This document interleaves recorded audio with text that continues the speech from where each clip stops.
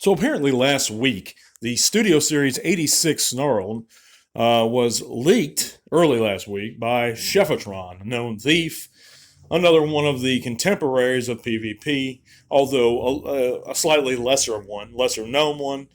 Doesn't, of course, have as much subscribers on his channel, but apparently this was leaked and in a full review, and the video was taken down. My question is, who exactly was it taken down by? Did Chefotron himself do this out of guilt? Was he feeling some sort of pressure because of a backlash with the fans? Were they angry at him? I don't know. I only heard this from one of my buddies who told me, and then I looked into the matter a little bit, but there's not much I could find on this. Is Hasbro, in fact, finally cracking down on these idiots that are reviewing stolen merchandise? Again, I don't know, but I think it's very interesting as soon as he uploads this full review, not long after he takes it down. At this point, he might have it up again. I'm not sure. But let me know in the comments what you guys think. I just want to sit here and chat a little while on this Monday. I hope you got your work week started off right. By the way, this is the Transformers Talk Raw podcast. I'm Matt. Thanks for joining me. But yeah, but taking a step back, and I haven't called Hasbro in a while, and we still have our petition going on about trying to remove PvP, get him taken off the platform, make an example out of him, cut off kind of the largest reviewer of stolen merch, and the rest perhaps will follow. And there's almost 200 of our fellow trans fans who've signed that petition to this date, guys. So if you haven't signed it, if you haven't checked it out, go in the link in the descriptions and check that out for me. It's a really good cause. You know, of course, this is illegal in 95% of all countries. Receiving stolen property is illegal. How do I know he's receiving stolen property? Well, I have several segments on it. To make it quick and simplify it real fast, we have a lot of evidence. We have Instagram messages that were received by Proto Man. We have the obvious facts that 9 times out of 10, when he's viewing an early figure, he never shows off the packaging. And there's reasons for that, guys, because he never had the packaging, because, of course, the packaging's printed in Canada. He lives in the UK. He purchases from an individual who has a direct link to the factory where these things are stolen. But there's lots of evidence why.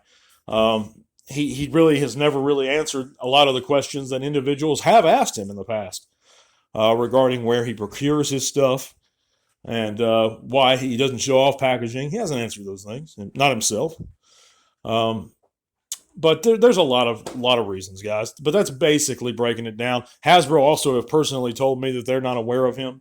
You can go back and listen to some of those conversations that I had with Hasbro. Of course, they're in segments. They're not aware of him. They don't condone him doing this stuff. They acknowledge that it's not something acceptable to them. This is all stuff Hasbro representatives have directly told me. So if you don't believe me, go back and check out the evidence. I'm not going to go over it right now, but it is there.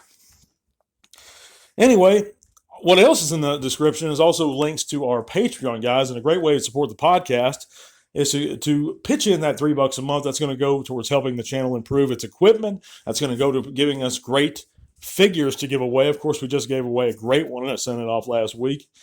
And we're going to have another one real soon. So that's $3 a month, guys. Check out that. But I appreciate all your support, guys, whether that's a like, just viewing the video, leaving a comment. Let me know your thoughts. But, yeah, we're going to start a new thing that I'm going to call the Transformers Market Watch. Of course, these are the hottest, some of the hottest Transformers on the market right now that were recent, modern Transformers on the market right now that were recently in recent years sought after. Yeah. So we have figures like, of course, the Siege Skywarp that came out as a part of the Phantom Strike Squadron box set, which was an exclusive online a few years back. Of course, it's Siege.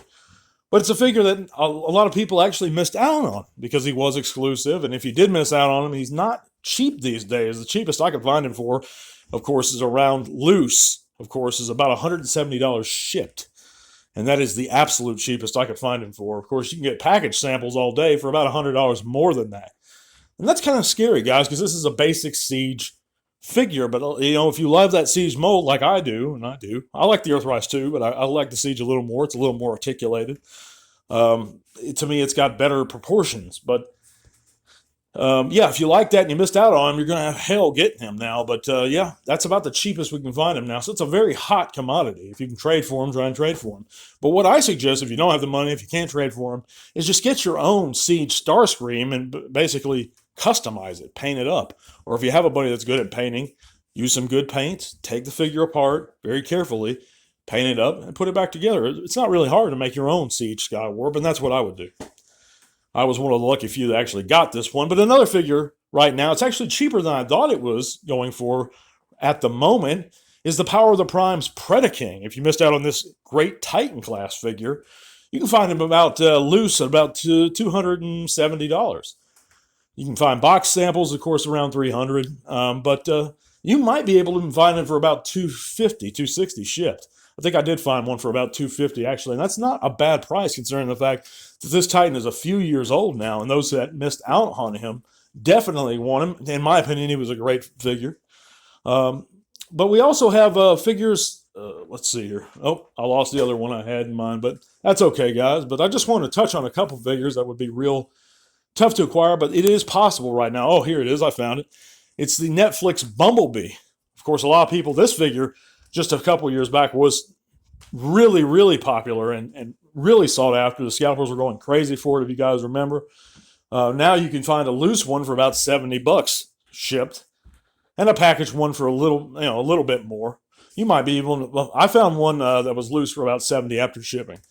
But I found a packaged one for about $80. So $70, $80 might get you a Siege or for Cybertron Netflix Bumblebee, which is really as close to the G1 Bumblebee as we got in recent times. It fits right in with our legacy figures, our Siege, our Kingdom, and all that.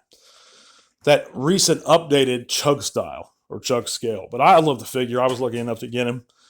But yeah, I just wanted to go over a few figures, what they're currently going for. And these are more sought after ones, like I said, that you may have missed out on. But there is always alternatives. Of course, like with Bumblebee, we have the Worlds Collide Bumblebee that was really good. It came out in that 4-pack. We had the Buzzworthy Bumblebee. But yeah, but we also have the Worlds Collide Goldbug. But anyhow, there's always alternatives. That's my point, guys. But yeah, check out all those cool things in the links below, guys. I thank you for listening. We're going to be back real soon. God bless, and to all are one. This podcast is made possible thanks to the amazing support by our patrons. Click that link in the description below to help keep Tea Talk Raw going strong. Thank you.